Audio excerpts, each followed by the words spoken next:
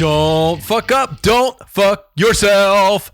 Hi, everybody. Welcome to the Rude Cooking School podcast. I'm your host, John Hauser III. And with me from an abandoned, ripped down, I guess it's a old parking lot or something in a weird part of West Baltimore is... I don't know, but it's got plants growing through it. Nature has found a way. Yeah. My name is Evan the Mayor.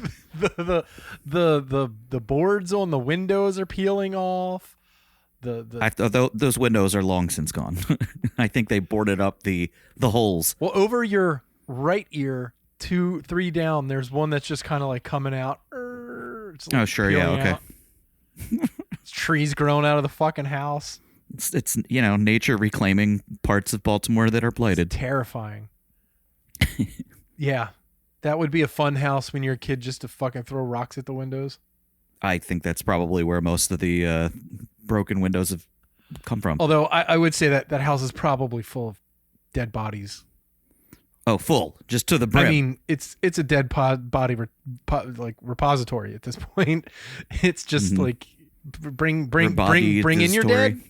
Bring in your dead. Bring them in here. Yeah. By the way, I've been listening to a lot of Black Death content this week. Okay. Whew.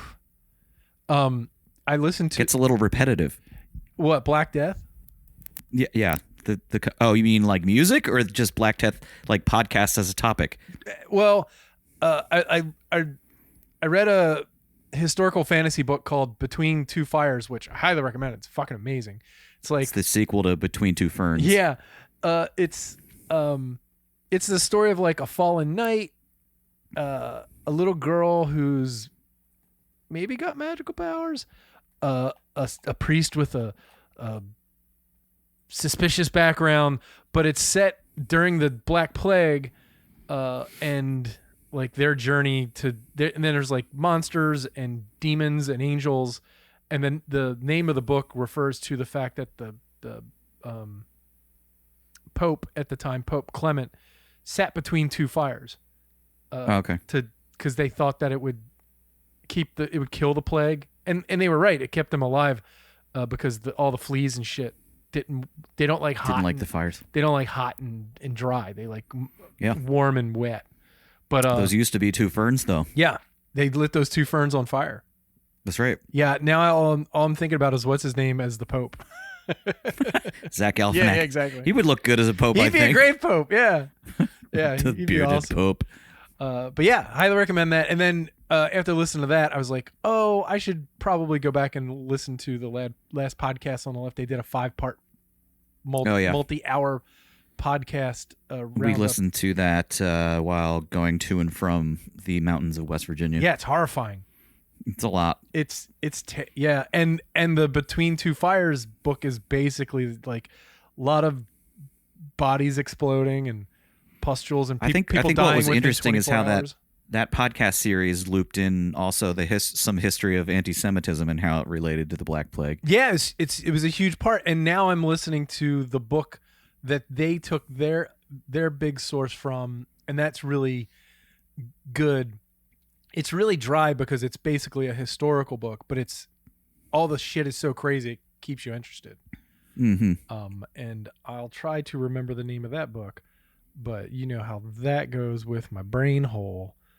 Sometimes it just doesn't work. As long as the internet works, though, I think I can. It's called The Great Mortality by John Kelly. It's a horrifying book. Yeah, basically Jewish people order it for Christmas. Jewish people got killed. Like, it's next to the Holocaust. The Black Plague was the second most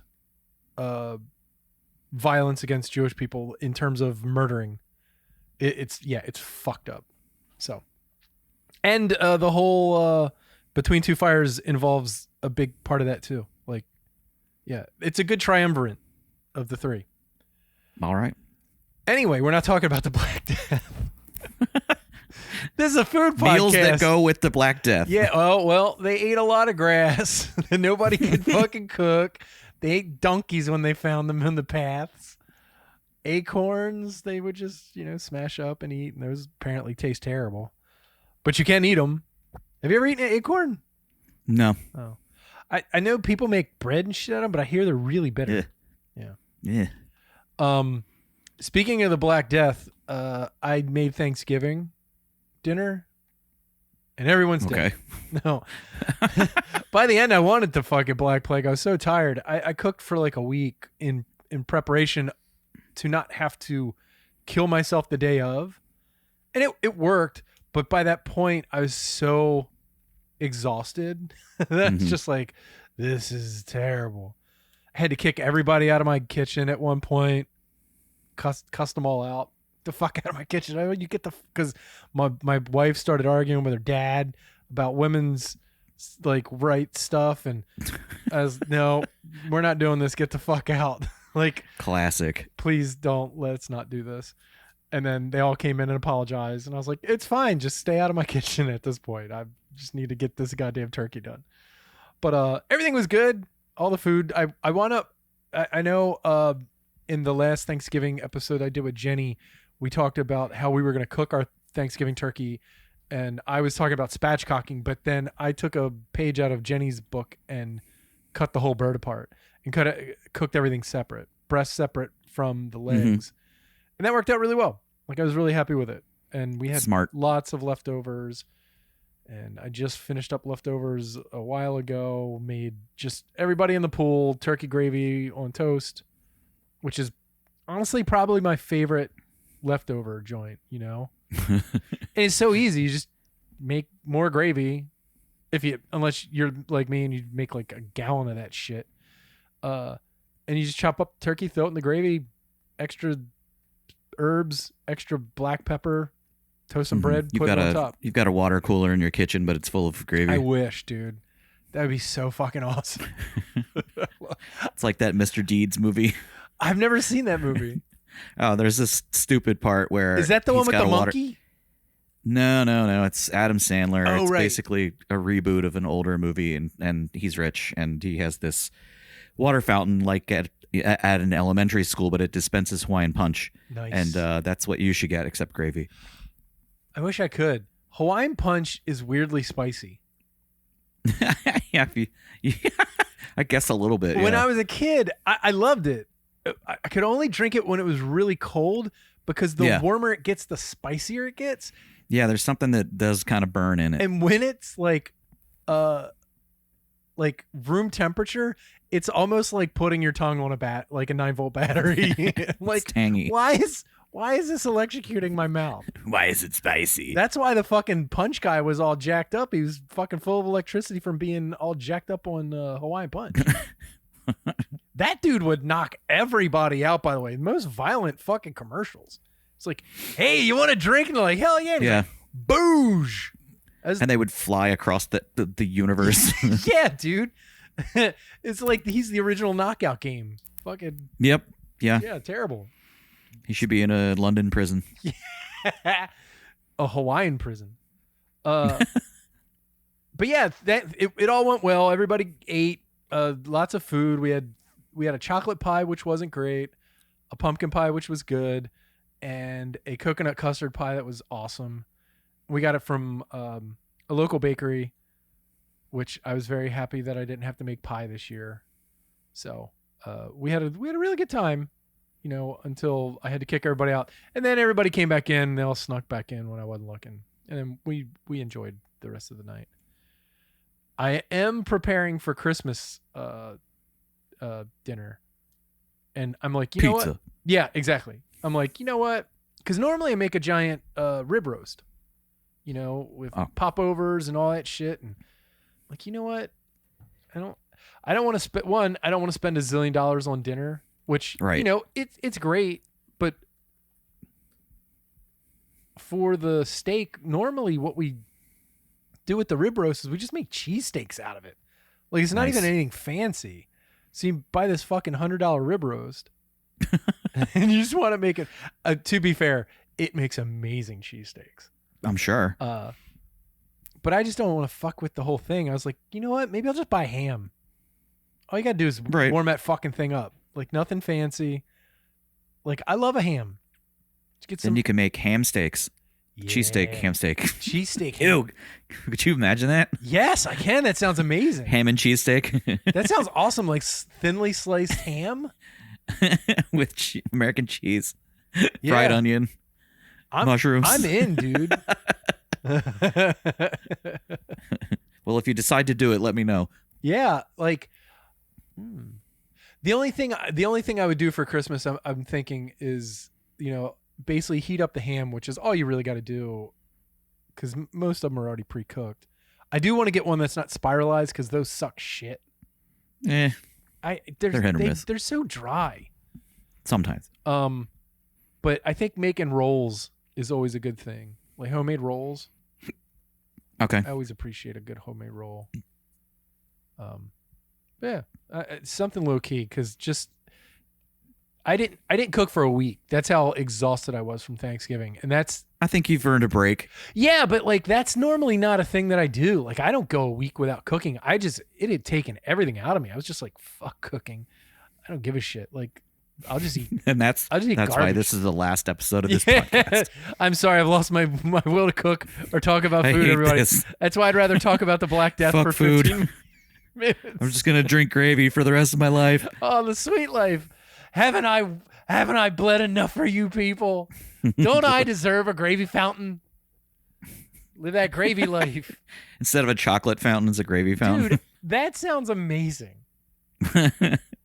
My buddy JJ always talked about he wanted gravy fountains at his wedding. They never did it though. Mm-hmm. I don't know why Caesars couldn't hook him up with that. I'm sure that's not the weirdest thing somebody's asked for. Yeah, I mean, you can get one of those fountains pretty inexpensively, and all you got to do is whip together some thin gravy to get it keep. It's all about the consistency. Yeah. If you can thin out chocolate, you can thin out gravy. Gravy's easier to thin out. You can thin out anything, John. Oh God. Oh. Man, now Ketchup somebody and mustard fountain. No, I was thinking a shit fountain. That's where my brain was like, somebody's done it. Poop fountain. Oh, a poop fountain. What if someone made a mashed potato fountain? I guess that would be a vichyssoise. Well, it would just be a potato soup fountain. Right. Yeah. But... Ooh, a chili fountain. Oh God. Just get that shit that you dispense like at 7-Eleven onto your dog. I don't know I think it might be too chunky. Yeah, probably. It would have to be like... It would gum up the piping. You'd have to take like Hormel chili and blend it in like a blend tech or a Vitamix. Just fucking... People would talk about it, though.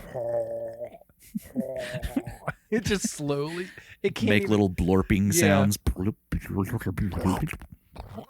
Oh, God. Speaking of Adam Sandler and blop blop sounds, have you watched that Adam Sandler lizard movie on Netflix? No. It's good. I was really like, at one point I was like, fuck this movie. I am not crying at this goddamn fucking movie with Adam Sandler and Bill Burr. But it was really good. It was like a million times, like Crosby wanted to watch it. I was like, fine, let's fucking watch it.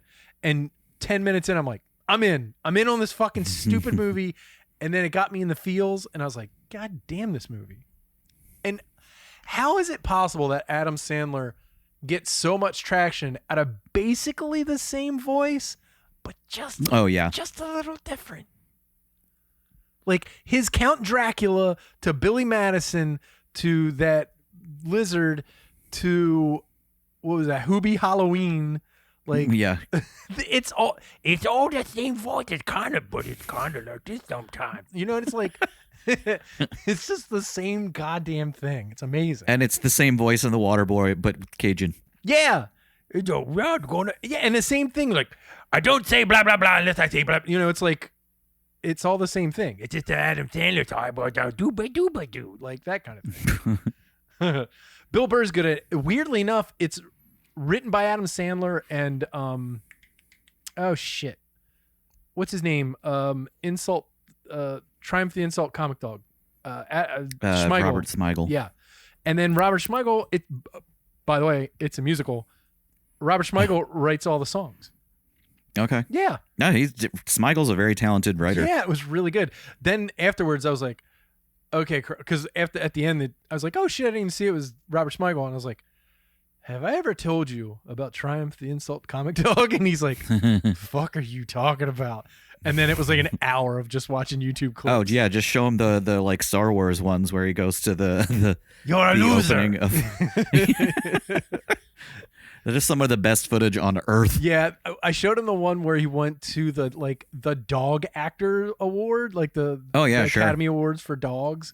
Oh God, any of the Westminster Dog Show specials are they're so funny. Bring that bitch over here, like that kind of shit. God damn it.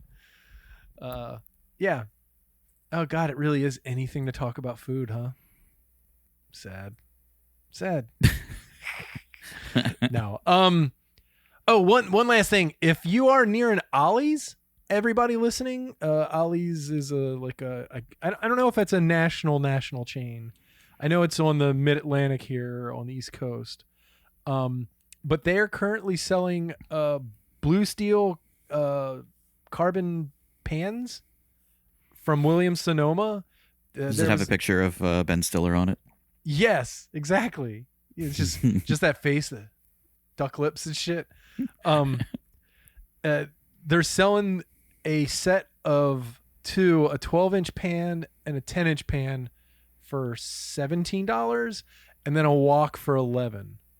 And that's fucking cheap. They're fucking that's Ollie's, good and cheap, right? No, right. That's their tagline, everybody. But I went there to get like a Dungeons and Dragons thing that somebody had taken a picture of and shown me, and then just happened to see that, and I was like, oh, what's that? Oh shit! So I got that first day I went and got the 10-inch and 12-inch pan, and then I went back the next day to get another D&D thing for the guy that runs Crosby's school Dungeons and Dragons stuff. And then all of a sudden they had the wok. So I got the wok. And then I had to go back today because I bought a complete set for my in-laws. But like if you've ever... Gotta flip them on eBay, baby. Should. Could probably sell those bitches for like at least $50 a piece. But they're really nice quality. They're sturdy as shit. They're really thick steel. I haven't cooked with them yet because I just seasoned them last night. So when we get off this call, I'm gonna make some grilled cheese and ham sandwiches. So I'll see how it works. Ham and cheese steak? Yeah, ham and cheese steak. I wish. I bought ham and cheese for Crosby for lunch, and Leanna forgot that I did, and then bought double of what I bought. So we have like 1.5 pounds of each at this point. Can we make a ham and cheese fountain? Yeah. Or we'll play hide the ham and cheese. So much of it, we could just waste it at this point. Yeah, like an Easter egg hunt. Yeah, but yeah, with ham it's just and ham and cheese. And it's just ham and cheese sandwiches all over the house. Ready, set, go! I found one. Like fucking 2 months later, it's like, I found one. Oh no! You gotta eat it. Oh, I forgot. Yeah, that's the rules. You find it, you eat it. At least one bite. That's the rules in this house. But yeah, go buy those things. They're fucking really nice. If you've never had the reason I bought it for my in-laws when they were here for Thanksgiving, were talking about they want new pans, non-stick pans for Christmas, and I don't like non-stick pans because it's like buying a dog. Like, you're just buying something that you're gonna have to throw away in in 15 years, in like a couple years. You go to the non-stick pan sanctuary. You're buying it. Yeah, I'd like let me get an 8-year-old that knows some tricks, and we can just get rid of him in 3 years. Yeah, you're just buying heartbreak when you buy non-stick pans. Like, they're gonna go away. I have one that has been holding up really nicely. Like, I've been very careful to not scratch it. But yeah, I mean, if you're not good at it and you use metal tongs on the nonstick surface, it's just gonna get flaked off. Yeah, eventually. And they off gas and stuff. Leanna got me a green pan a couple years ago, and it was good for like a week, and then we just have sort of convinced ourselves that it's kind of nonstick by just putting like a half a gallon of oil in it every time we use it. Nothing will stick to this. Yeah, it's garbage. Like it's such a garbage pan. By the way, I don't recommend you getting a green pan. They're like ceramic coated. But yeah, the thing with these steel pans is you can season them pretty good, and then they're really non-stick as long as you take care of them. And then if you don't take care of them, you fuck them up, you can just re-season them. It's like forever. And it's really hard to fuck those things up, so. I could probably manage to do it. I'm sure you could. Okay. Is there anything you want to talk about? Anything you've cooked? Anything you've done? No, we're sort of eating light lately and easy and light, and making real basic shit like pita pockets with stuff in it. Yeah. Just like meal prepping breakfast sandwiches for 10 days that just sit in the freezer and then I can zap them for 3 minutes. Just very basic stuff. I made egg bites for the first time last week, and made my first crock of chili of the season. Oh, nice. Leanna let me know that they weren't good. She was like, "Yeah, that's not good." What was in it? Well, other than egg, I overcooked. I had two kinds. I had regular muffin tin and then mini muffin tin, and I overcooked the shit out of the mini muffin tins. Okay. And then I'm perfectly fine with the regular muffin tins, but she's still like, they're not like Starbucks. And I'm like, well, Starbucks uses a pressure cooker, and I'm not, like, I don't have the gear to like hook that up, So you could get a sous vide egg bite thing. Is that a thing? Oh yeah, definitely. Sous vide egg bite thing? Yes. Really? Yes. Yeah, I have to write this down. Look it up. Okay. I did a sous vide thing the other night. What the hell did I do? Oh, I did sous vide ribs.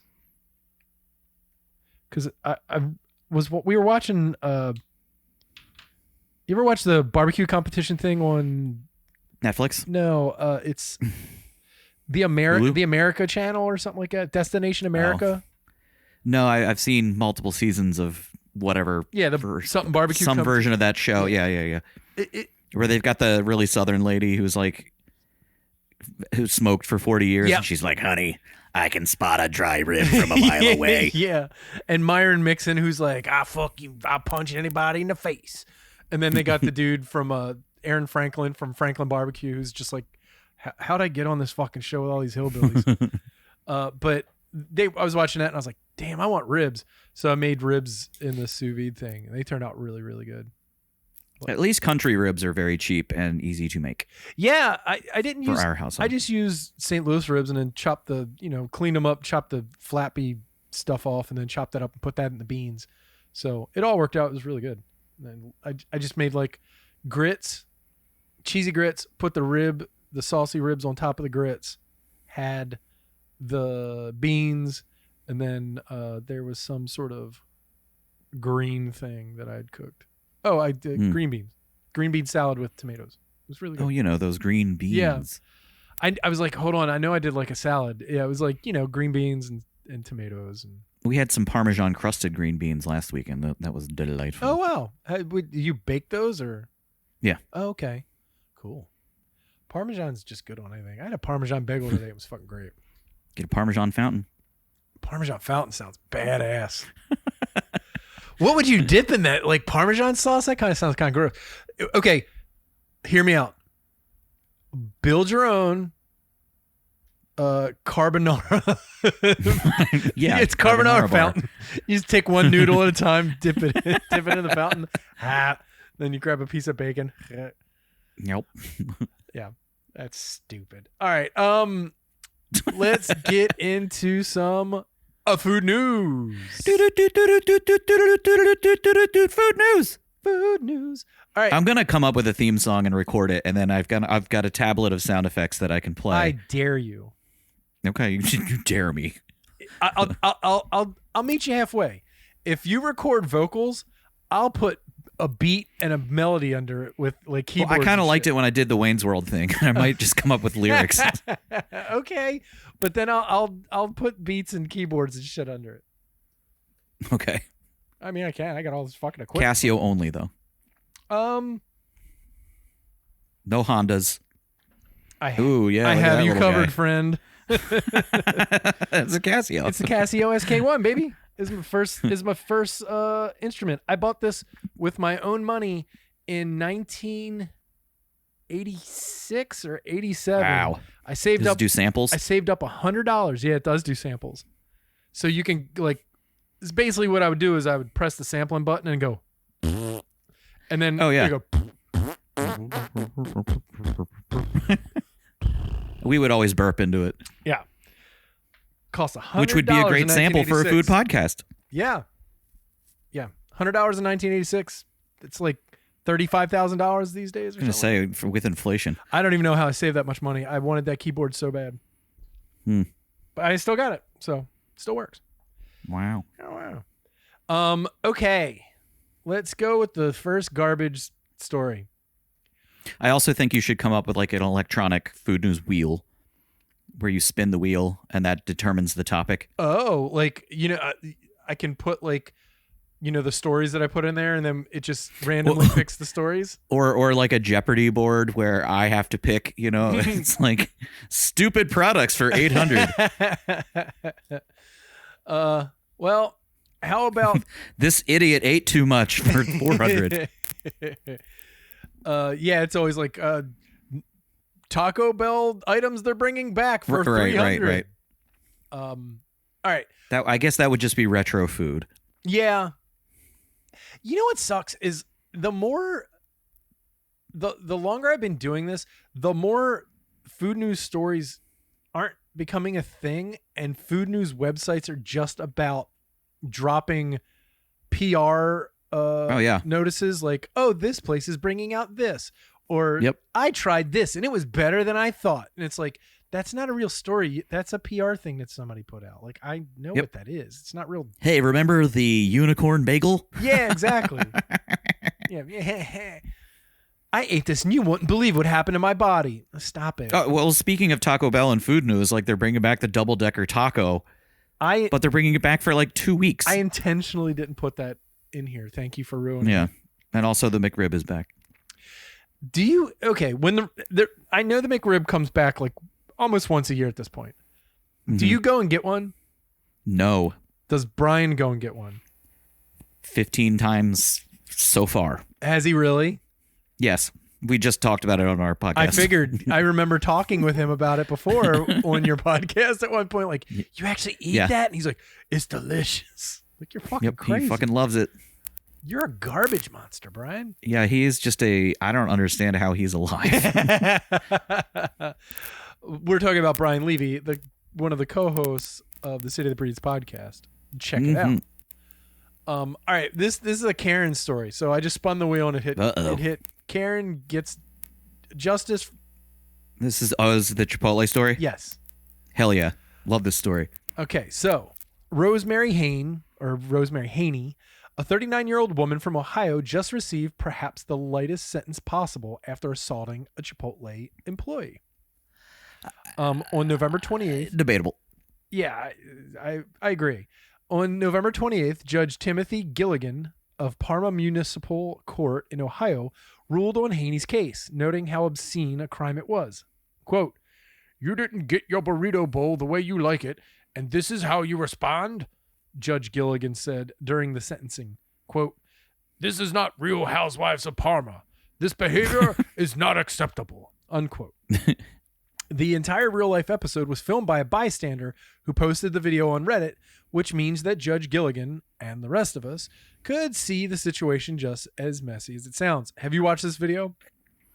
I've only seen the part where she throws the thing. Okay. I watched the video. It's really funny because the person who's taking the video is really, really far back. And, really? And at one point they're like, "Oh, right, zoom." And then they zoom in. And then, you know how when you zoom, it gets all shaky. It gets all shaky. So then they pull back and then they just creep. creep. And they're relatively closer, but it's still pretty far away. But the video's pretty good. In the video, Haney slams down her order on the counter while shouting at Russell for nearly a minute. Did we talk about who that lady was?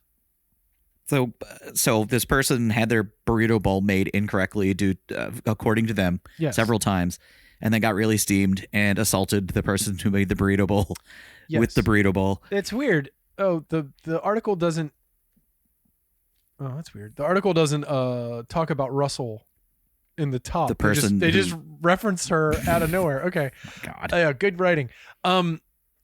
So this lady, I guess her last name's Russell, is trying to talk to her and just be like, I don't know what to tell you, and she's like, this is like shit, and she keeps looking at people like, that is like shit, and you could kind of tell what she's saying. This person's like half a football field away, and then she's talking to her for about a minute, and who stands on the opposite side of the counter and tries to reason with Haney.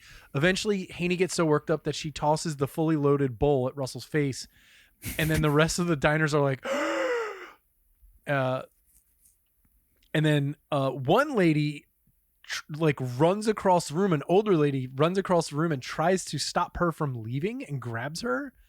I would not do that. And then Haney bitch, fucking bitch, turns into Jerry Springer, and she kind of pushes this old lady off of her. I mean, the lady's clearly in her late 50s, early 60s, right? You shouldn't be fucking around with people like that. You're gonna get your hip broke. But Haney and her fellow diner quickly rushed out of the restaurant after the incident. However, speedy Chipotle patrons captured Haney's license plate number and contacted the police, who arrested Haney at her home on September 5th. She is armed with a burrito bowl and considered dangerous. Yeah, she's got guacamole and knows what to do with it. For her misdeeds, Haney was initially ordered to pay a fine and serve 180 days in jail with 90 days suspended. Due to the unique nature of her crime, Judge Gilligan offered her an alternative option to reduce her jail time. If Haney agreed to and followed through with working 20 hours per week at a fast food restaurant for 2 months, she could reduce her time behind bars to 60 days. Does she get paid? I don't know. Is it just free? That's weird. Haney reportedly apologized to the court and to Russell, who accepted the counter offer and will soon be standing behind the fast food counter. They don't know if it's going to be a Chipotle or whatever.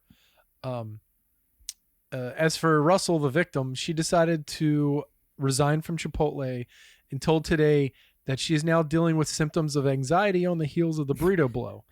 Sure. Russell wasn't even initially involved with Haney, by the way. As the manager on duty, she bravely stepped in after Haney started yelling at a 17-year-old employee. Quote. But I think the judge said, hey, do you want to spend this much time in jail or this much time in jail and work at Chipotle or wherever? And, spend a day in this person's shoes and have to deal with people like you. And she went for the in your shoes option. I'd be like, fuck that. Yeah. I'll do an additional 30 days in jail. I don't care. So she's got it. So 4 months, 8 weeks. It's 160 hours working fast food. Mm-hmm. Yeah. And I don't, but if she's not getting paid for that, that's weird, because that is prison labor. Yeah. It's not community service either. But they're knocking 30 days off. So she had 180 days. She had 90 days suspended. Working the 180 hours or the 160 hours will knock it down to 60 days. So she's still going to have to do 60 days in jail. Yeah. Yeah. Which she should, for fucking assaulting somebody. Fuck her, asshole. Yeah. People got to learn. Russell said, quote, "We live in a world right now where she could have done anything she wanted. She could have punched me in my face or pulled a gun out. I'm lucky I only got a bowl thrown in my face," she said. And she's true. That's scary. Working, especially if she got that hot salsa. Whew. Yeah, working fast food is terrible. It's people are so up their own ass. And dude, you're at Chipotle. Yeah. What do you think you deserve? I get it if you're okay, so what's the move here, right? The move is just being hey man, I'm a regular or whatever. I know what this should look like. You guys kind of slacked a little bit. Can you just give me a little extra, or can you? Well, imagine what it's going to be like when it's just nothing but robots making our food. Right. Well, then it'd be perfect every time. Exactly. Or you throw the bowl at the robot, nothing happens. Well, then it T2000s you. Yeah, right. You just get a fucking giant hole blown in you. You are under arrest. No, it's Ed 209. Yeah. Yeah. Quote, I just didn't want her. So hold on. Both Chipotle and Russell confirmed that they agreed with Haney's adjusted sentence. Quote, I just didn't want her to get a slap on the wrist like anybody else and just walk away from it. She got exactly what she deserved. She's going to walk in my shoes, Russell said. You know, she's working 20 hours a week. She's lucky. I was working 65-hour weeks. Oof. Yeah. 65-hour weeks at fucking Chipotle, dude. Well, I wonder how the hours are broken down. Is she doing like 4 or 5 hour shifts? Is it going to be just like, all right, wash these dishes. Yeah. And then, sweep the floor. People better not find out where she's working because fucking, you know, oh my God. You know, the internet is motherfuckers will be assholes. Dox her ass. Laurie Shallow, Chipotle's chief corporate affairs officer, told Today, quote, the health and safety of our employees is our greatest priority, and we are pleased to see justice served for any individual that does not treat our team members with the respect they deserve. Russell found a new job at a different fast food restaurant and has received more than a few great tips after her experience. The bystander who filmed the assault and shared it on Reddit just didn't post the video. She started a GoFundMe titled Support Emily. So I guess her name's Emily Russell. Yeah. As of December 5th, it surpassed its $1,500 goal and stands at $1,900. So hopefully by now That's pretty good. Hopefully not by now she's got a couple $1,000s. I'm a very introverted person, but I keep it to myself, said Russell. But I have never felt so loved and supported by my family and friends and from strangers. Monetarily. Yeah. So yeah, you know, the thing that sucks is Chipotle should fucking be kicking this lady some money too, because that sucks. Right. It's fucking GoFundMe. Yeah. They're like, we're glad that everyone got taken care of and this person faced We're justice. sorry to see you go from our family at Chipotle. Yeah. Please don't sue us. So. Oh, I hate fast food. Yeah. It's trash. And the people that eat there that feel like they need to be waited on hand and foot. And like, I get that, like, you're there to provide an experience and you're to provide a good meal for people. And, you know, this is what happens when you pay people minimum wage, right? Like, you're going to get kids and shit and they don't give a fuck because they are like, fuck you. I'll just go back to my parents' house. I don't give a shit. Right. You know, so it sucks all around. Like, that poor girl, that poor lady is going to be like fucked for a while, just scared of interacting with people. The other lady, now her fucking dumb life is ruined because she's going to be the asshole Karen that assaulted somebody with fucking Chipotle food. And then, honestly, who wants to work with this fucking lady? They're all going to know who about she it is in like 2 weeks. What's that? I said everyone's going to forget about it in 2 weeks. Right. But like, you know, the people that work with her, they're going to know who she is. They might blow the spot up. Like, who knows? Then she gets, harassed and, I don't know. She might just get harassed anyway because she's going to be working fast food. See how it is. Maybe she'd get a burrito bowl in her face. I had somebody threaten to jump across the fucking counter and beat the shit out of me because we didn't have Miracle Whip at Subway when I was 15. It was a grown ass man, dude. Sounds about right. You know what I mean? Like shit like that. People trying to rob you. Police coming in and shaking you down for free food. That happens all the time. Like, hey, can we get some food? Yeah, sure. What do you want? We got the police. Wink. Yeah, we got the police. We take care of this place. You guys know what I'm talking about? It's like, yeah, dude, I know what you're talking about. I've been working. You mean you're doing your job? Yeah, I've been working here for 2 months. I know you guys get free food. Like, fuck. They just order the weirdest shit. Fucking jerks. Well, how come with the Miracle Whip guy, you didn't point to the Miracle Whip fountain that you have at Subway? Because I keep that for myself. Selfish. I only dip spoonfuls of tuna salad in that. One spoon at a time. Yeah. One slow, greasy spoon at a time. Miracle Whip is an abomination. It's so fucking gross. I can't stand Miracle Whip. All right. I know how you like a counterfeit food story. Sure do. So I threw this in for you. There are counterfeit Wonka bars everywhere. Yep. There are enough things to worry about during the holiday because everything's hectic, but now apparently we need to be concerned about buying counterfeit candy bars too. That's the word from the United Kingdom's Food Standard Agency, the FSA, which has warned shoppers against buying chocolate bars labeled as either Wonka bars or Prime bars. The latter using the name of the brand co-founded by YouTube dickhead Logan Paul and KSI. You know, he's got that Prime water. God, who the fuck? Why? Which is weird because, okay, so Prime chocolate? I see Prime water all over the place here in America, and it's not a big deal. Nobody gives a shit. In England, it's been a phenomenon. Where, it's a big deal. Where people are, I think we've covered it before, where people are like stampeding places and fighting over this water because their kids want it because of Fortnite and shit.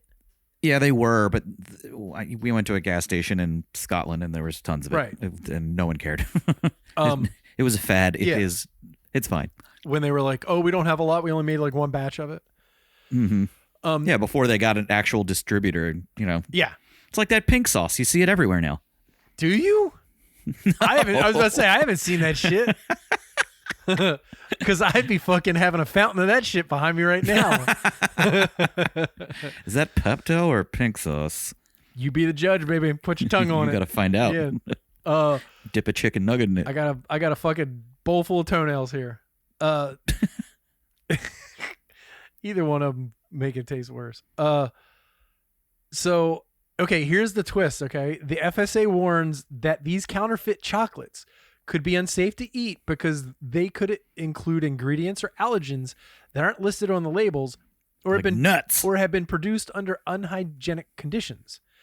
And how do they know that the Wonka and Prime label candy bars aren't legit? It's pretty simple. Mass spectrometry. Prime doesn't make food. That's great. Oh man, we should come out with a counterfeit Prime like everything. Yeah, Prime chicken wings. Prime O's. Prime fountain.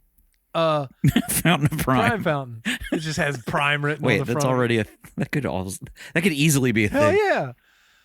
Now I'm just remembering the first time I had whiskey, pretty much when I was like 8, and at my uncle's wedding at the LaFontaine Blue in 1982. I was like 6 or 7, and drank whiskey sours because they had a whiskey sours fountain. Oh yeah, yeah, that was a thing. We considered that for our wedding. They thought it was funny to get the baby drunk. That wasn't a good idea. It's always funny. Here, drink this. What? Oh. There's always that classic photo of the baby with a beer in its hand. Then all of a sudden I'm like, Donkashane. Oh, darling. So yeah, Prime told the agency that it only makes beverages. They're not a company that has any food. Yeah, we don't do chocolate. In the case of the Wonka bars, Nestle stopped producing them in 2014. Oh my God. But why? Why did they stop doing that? It's not popular. I guess that last Wonka fucking movie, nobody wanted to. Everybody probably thought they had spiders in it. But now we've got the new Wonka movie. I think that's probably why it's happening. But you know, yes, eat this chocolate bar with Timothy Chalamet's face on it. I would. Have you ever seen that kid? Dune's awesome. Yes, I've seen Dune is great. Have you watched Dune? Yeah, let's get some Dune chocolate bars. Hell yeah, the fucking Hack-Sack Satirac or whatever the fuck. Let's do it. You eat the candy bar and your eyes turn blue. It'd be awesome. Yeah. It's You're addicted to spice. Yeah, it's spice flavored.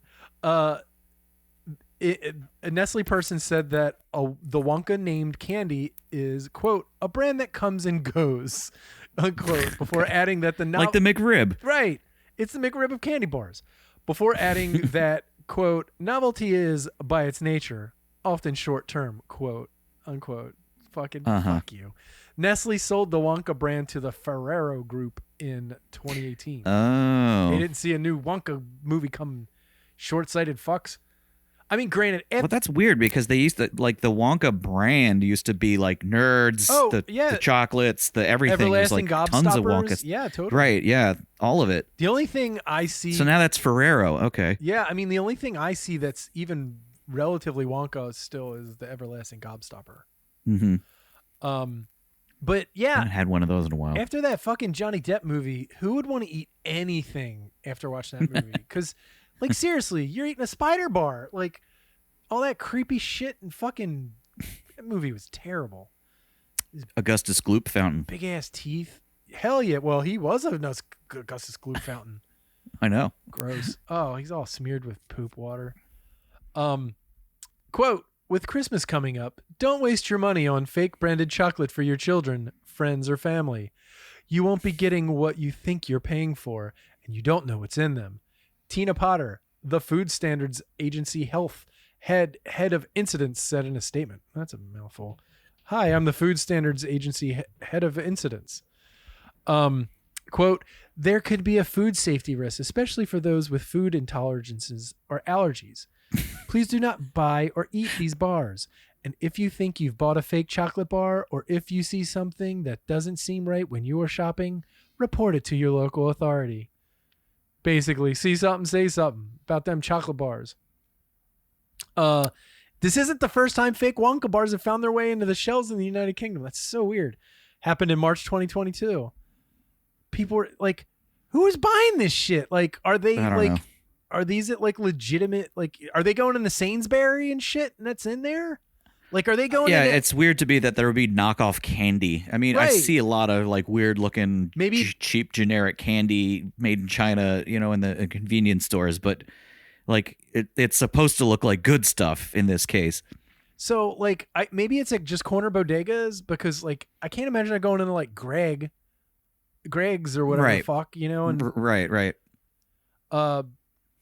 Some of the shady candies were quote unquote made using existing chocolate bars and simply slipping them into Wonka wrappers. That's pretty good. That's brilliant. I like that. That's industrious. Hey, why does this Wonka bar say Hershey on it? And that's one of the problems. There's no way of knowing what the ingredients are in the chocolate wearing a new Wonka costume. So you could have like... They send it into the lab, and the tester is like, he touches it with his finger and then touches his finger to his lips, and he's like, this is only 3.2% cacao. Yeah. He's like, 5% Reese's Cups. I taste 100 grand. This is not a legitimate Wonka bar. Hold on, there's Smarties in here. Yeah, it's like the John Carpenter's The Thing of fucking chocolate bars. They have to touch it with a hot wire. Yeah, exactly. Fucking jumps. Oh shit! In 2013, a woman in Manchester, England, bought a Wonka bar in a candy shop in the city center and was over the moon when her bar contained a golden ticket, just like the one in the book and the films, that guaranteed she'd get a tour of the candy factory. When she couldn't determine what she needed to do to claim her prize, she called Nestle, who told her they weren't manufacturing. Just go to www.goatsy.com to get your lemonparty.com. Bluewaffles.com. Yeah. Tubgirl.com. Oh god, 2girls1cup.com. which .mov. Which would actually be good, because they were actually just eating chocolate in that video. That's right. By the way, don't look at any of those fucking websites we just talked about, please. No. Look at them all. Yeah. Do you really want to know what your fucking memes are, everybody? Like, you get it. We'll send you a punch card, and if you look at them all, we'll send you a free gift. I'll send you a golden ticket for a golden shower. No. Yeah. So. That poor lady was so fucking happy. She's probably like, I'm gonna meet Oompa Loompas, and then it's gonna be so magical. She got Grandpa Joe out of the bed, lazy fuck, laying in bed doing nothing. That's all you get. 50 years, that piece of shit. I hate Grandpa Joe. Anyway, and since it's that, Miller always does a weird thing for the holidays, and I appreciate it. So I like to include their dumb shit. So,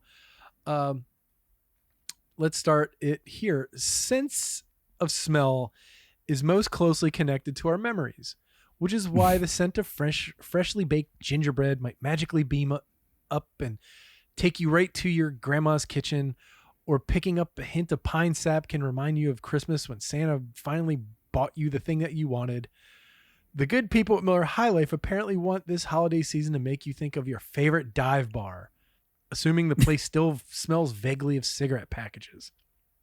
In honor of its 120th anniversary, The Milwaukee-based beer company is releasing a 2.5-foot light-up neon tree that, yes, has been infused with the scent of sweet tobacco. Whoa. Oh, God. The merry highlight, as you know, it's you called. can just buy tobacco. you can just burn You rub it all over a you tree. just burn that shit. It's fine. So this is. Let me hold on. Ew, God, no. Let me guess. There are 60 of them. It's been completely sold out, and they were $400 a piece. Let me see here. Oh, And it comes with an ugly sweater. I'm trying to get into their dumb website. No, I don't. There we go. So I need to see this tree. it's not that impressive. It's like neon. You said 2 feet tall? So it goes on sale tomorrow. Today that you're okay. listening to it at 11 a.m., 12/8. So here, let me share my screen here with you, friend. There it is. It's like a neon tree on two sides. So I kind of like it. no, I kind of like it too. It's got like a Miller High Life sign at the top. I'd probably prefer that it did not smell like tobacco. Yeah, you I think? might wash it immediately. Yeah, I don't think you can wash it off. I'm sure you can find one a very similar item on eBay. It just smells like your Uncle Andy. You know? Does it not say how much it is? There's There's absolutely no. No, it's not saying anything. We'll find out. I might have to look at this. We'll find out so in the it's at 11 a.m. Central. It's $120. Are you sure? Yep. Oh. So, let's see here. Hard pass. Yeah, well, yeah, totally. Let's see. The Merry Highlight, as it's called, is topped with the Miller High Life soft cross logo, so your family and friends will know who helped with with your holiday decorations. Each glowing green tree is displayed on a tiny tree skirt that matches the striped skirt worn in the brand's longtime Girl in the Moon logo. The Merry Highlight is exclusively available through Miller Highlight's online store and available on Friday, December 8th. Each one will be priced at $120. If you miss out on the tabletop highlights, Miller High Life is also giving away a full-size 5-foot tall version, complete with a glowing neon Girl in the Moon tree topper, on Friday, December 15th. And they're saying that everything will arrive in time for Christmas. That's pretty cool. So, how do you enter? I guess you got to go on their website and just be like, they'll be like, womp womp. Here's my email address. Sign me up for your we garbage sold the emails. 13 that we had in stock, and you know how it is. They always sell like 14 of them, and it's done. Yep, sold out. But yeah, over the past years, Miller High Life has done Christmas, and like last year they did a Christmas story, lamp leg, beer tower. What was that dumb one that Miller Lite did? It was like a keg tree stand. Oh yeah, it was a keg tree stand. That was last year. Yeah, they do all kind of dumb shit. I like it. They've done gingerbread dive bar kits, gingerbread kits, where you just make your own dive bar. So, they don't really go into what it smells like besides smoke. Vaguely of cigarette. They're saying vaguely of cigarette packages. No. Ugh, no. But see, they're not saying it smells like smoked cigarettes. They're saying it smells like sweet tobacco. So it smells like a pack of cigarettes, which isn't the worst smell in the world. So it's kind of leathery almost. A fresh pack of cigarettes kind of smells like leather. Like, you know, most people don't use that descriptive when they're talking about wine. Yeah. It's you know, cherry got a leather with taste. subtle notes of freshly packed tobacco. So It smells like a Marlboro Light. it smells like your Aunt Judy before she starts smoking in the morning. All right, and then finally, this fucking story, I passed up on it because I didn't really read it because I was like, I'm not fucking doing anything to promote Panera, but it actually is anti-Panera, which is pretty great. And this is bananas, dude. This is fucking crazy. So, a man in Florida died after drinking 3 servings of a highly caffeinated drink at a Panera location in Florida. His family said in a wrongful death suit Yeah, it was like caffeinated lemonade or some Yes. shit. What was it? Where he had consumed a charged lemonade. So Dennis Brown, So 46. that happened a little while ago. So this must be like the fallout. No, right? this is the second one. What? Yeah. So the second death. Dennis Brown, 46, died in October after suffering a cardiac arrest event while Oh my while God. walking home from a Panera Bread in Fleming Island, Florida, according to a wrongful death suit, which was filed by his family.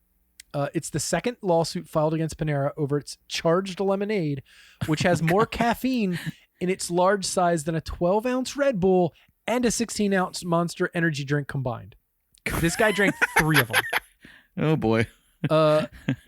After its initial lawsuit, Panera told NBC that it had enhanced our existing caffeine disclosure. Nobody knew that these were caffeinated drinks because all it said was charged lemonade, and they just thought they were drinking lemonade.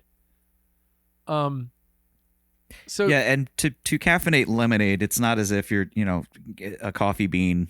It's not like lemons have caffeine. yeah, You're adding it chemically to your lemonade, so that it's just like they're taking scoops of powdered caffeine and dumping it into the thing. yeah. So this guy drank 3 of them, right?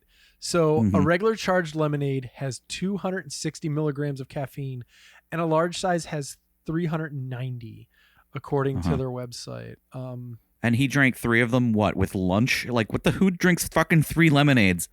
Dude, like fucking drinking that lemonade, man. He was probably gonna have a heart He attack. was thirsty. He knew he was going to have to walk home. He lives in Florida. He's Florida man. Yeah. He goes to Panera. It stinks. There was a breakdown I saw on one website of like how much fucking caffeine it actually was compared to other things. Okay, here we go. So the amount of caffeine in one serving the amount of caffeine in one average serving of various drinks in milligrams. So a cup of decaffeinated coffee is 4 milligrams. A cup of black tea is 47. A can of Mountain Dew is 55. A shot of espresso is 65. A cup of coffee is 95. We're not even close, right? A can of Monster is 160. A can of Prime is 200. I didn't even know that was an energy drink. A caffeine supplement tablet, like No-Dose, which I ate religiously in college. Oh my 200. Mm-hmm. A regular Panera charged lemonade is 260. What the fuck? That's the regular. What this guy Why can't it just have as much as a cup of coffee? What this guy drank was 3 large Panera charged lemonades at 390. So over a gram of Yes. caffeine Yeah, dude. on top of the 8 million calories. Yeah, like okay, so hold on. So what? How much is the lawsuit for? What's going on with the lawsuit? I don't know if they're talking about. I don't think they talked about money. So let me do the math here real quick. So it was 1,170 milligrams, right? Mm-hmm. So divide that by 95. It was like drinking 12 and a half cups of coffee. That's fucking terrifying. Yeah. You imagine it is. Can you imagine drinking 12 cups of coffee within like an hour? No. Yeah. No. But this person clearly didn't have good eating habits if they're drinking 3 large lemonades with lunch or whatever the fuck it was. Well, back in October, the parents of a college student with a heart condition who died in September of 2022 after drinking the same thing filed a lawsuit. Aha. Got The it. lawsuit said that Sarah Katz, 21, drank the beverage likely thinking that it had a safe amount of caffeine. Fucking 390 milligrams is crazy. I mean, if they're going to continue to sell this product, you either put a warning label on it or just dial down the caffeine, guys. So, just to do the math real quick again,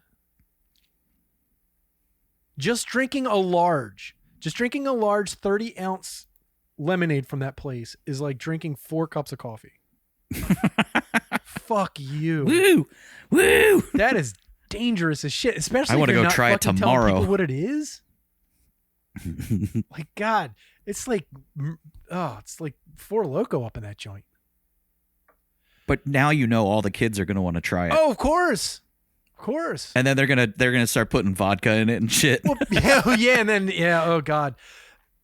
I mean, they got to tone that down. That's too much. It's too much.